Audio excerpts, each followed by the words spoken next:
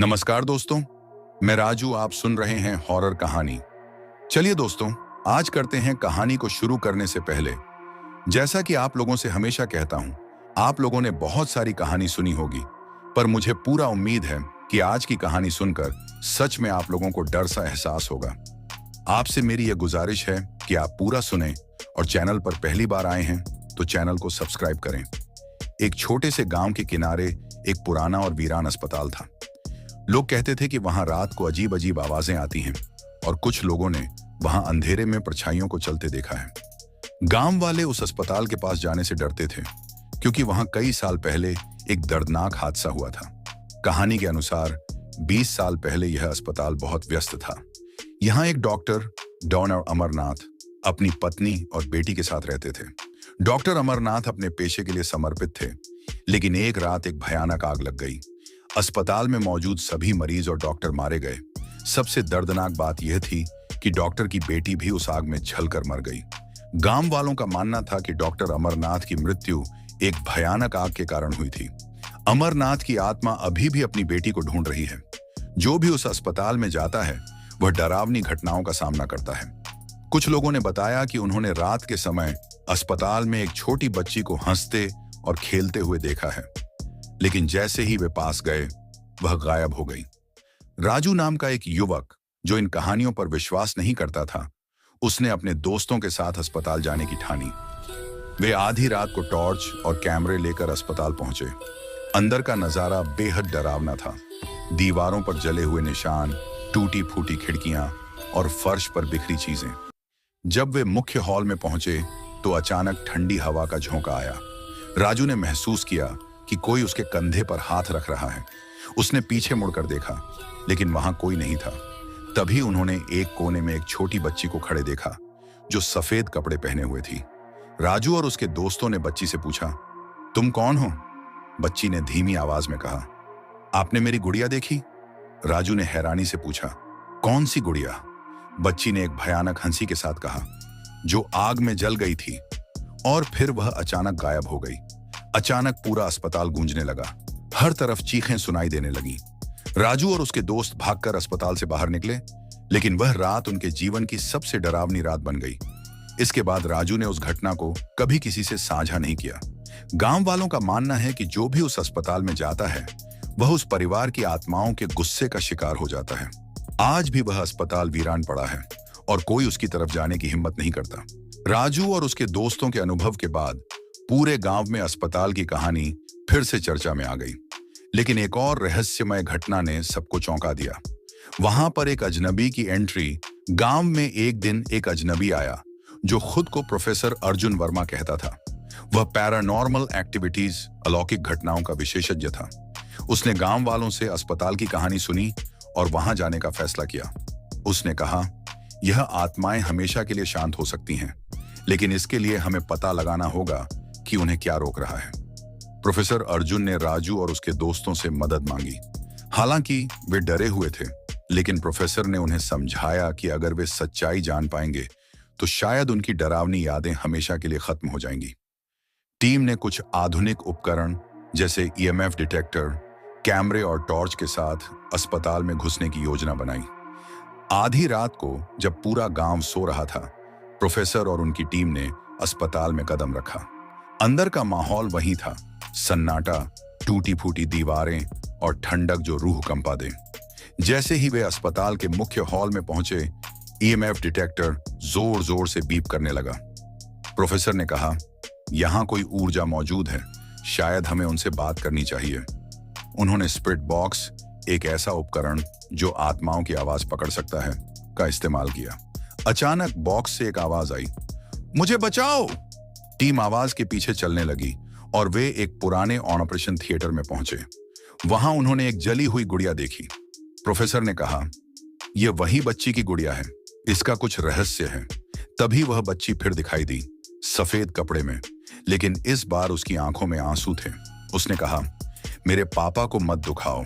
Professor को एहसास हुआ कि यह आत्मा सिर्फ डॉक्टर अमरनाथ की बेटी की नहीं, बल्कि डॉक्टर की खुद की भी थी। उन्होंने आग में अपनी बेटी को बचाने की कोशिश में अपनी जान गंवाई थी, लेकिन उनकी आत्मा अब तक अपनी बेटी को दोषी मानती थी कि वह उसे बचा नहीं सका। प्रोफेसर ने डॉक्टर की आत्मा को बुलाने की कोशिश की। अचानक कमरे में अंधेरा छा गया और एक गहरी डरावनी आवाज गूंजी। तुम लोग यहाँ क्यों आए हो? प्रोफेसर ने साहस जुटाकर कहा। हम आपको और आपकी बेटी को शांति देना चाहते हैं। डॉक्टर की आत्मा ने कहा, मुझे शांति चाहिए, लेकिन मेरी बेटी को छोड़ दो, वह निर्दोष है। प्रोफेसर ने डॉक्टर और उनकी बेटी की आत्माओं को एक दूसरे को माफ करने की सलाह दी। उन्होंने जली हुई गुड़िया को मिट्टी में दफनाकर उनकी आत्माओं को शांति देने का अनुष्ठान किया।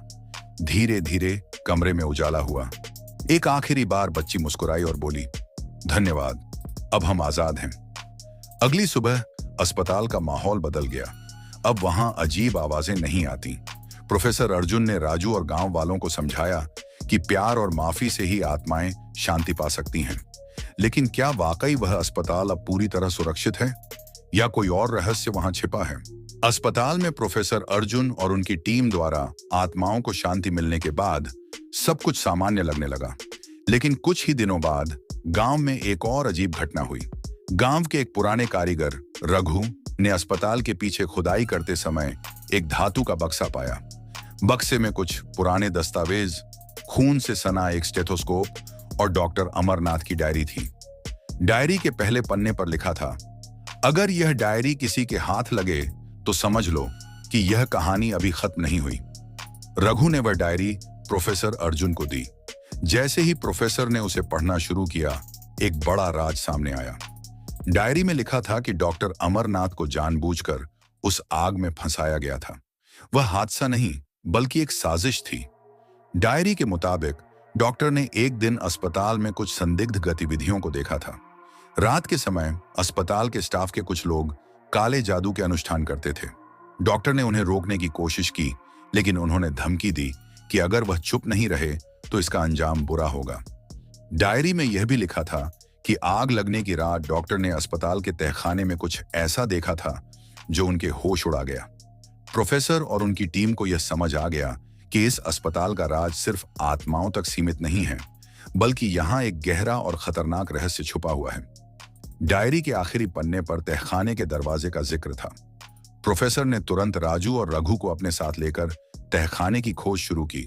कई घंटों की मशक्कत के बाद उन्हें वह दरवाजा मिल गया। दरवाजे पर जले हुए हाथों के निशान और अजीब सी लकीरें बनी हुई थीं। दरवाजा खोलते ही ठंडी हवा का तेज झोंका आया। अंदर का दृश्य और भी भयावह था। तहखाने में जगह जगह काले रंग के चिन्ह और कुछ पुराने पुतले पड़े थे। दीवारों पर अजीब अजीब भाषाओं में कुछ लिखा हुआ था। तभी प्रोफेसर को एक कोने में खून से सना एक बड़ा कटोरा मिला, जिसमें एक अजीब धातु का खंजर रखा था। खंजर पर भी वही चिन्ह बने थे जो दीवारों पर थे। जैसे ही उन्होंने खंजर को उठाया, पूरा तहखाना कांपने लगा।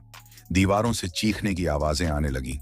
एक गहरी डरावनी आवाज गूंजी, तुमने उसे छुआ क्यों? अब तुम सब बर्बाद हो जाओगे।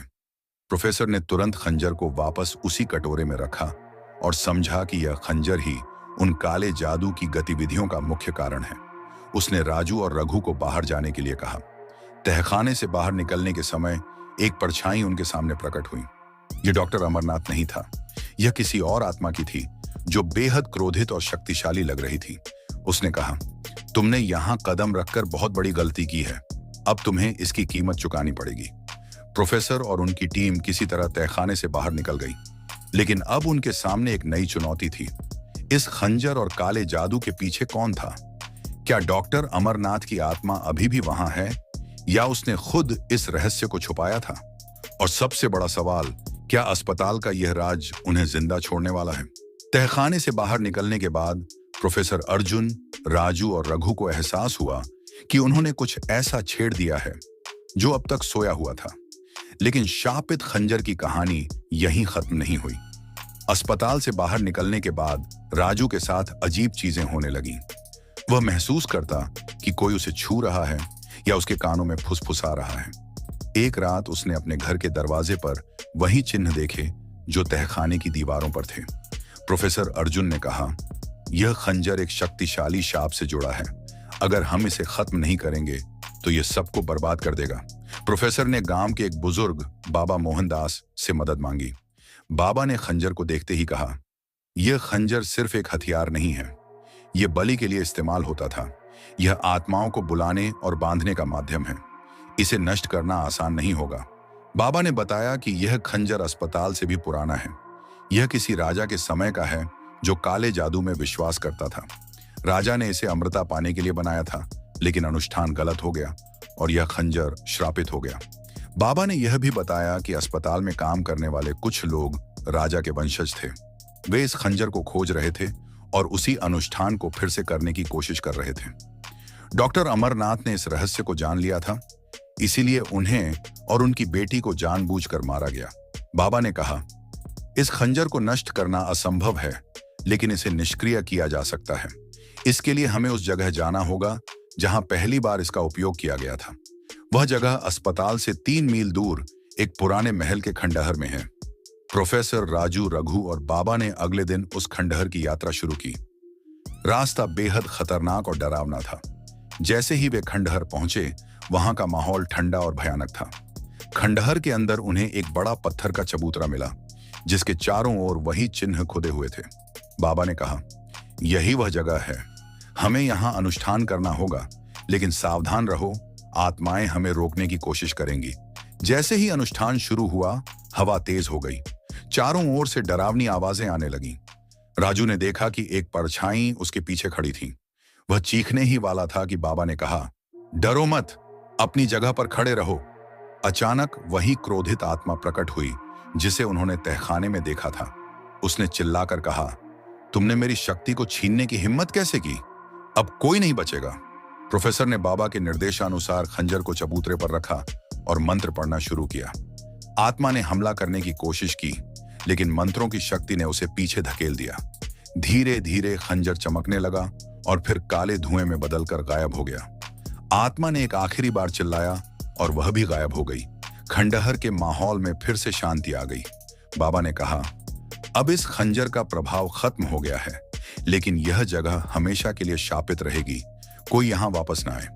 अस्पताल और खंजर का खतरा खत्म हो गया था, लेकिन प्रोफेसर को एक सवाल परेशान कर रहा था। क्या वाकई यह कहानी यहीं खत्म हो गई, या इस शाप का कोई और हिस्सा अभी भी बाकी है? अगले अध्याय में जानिए, जब अस्पताल में फिर से एक और रहस्यमय परछाई दिखेगी। तब तक के लिए धन्यवाद।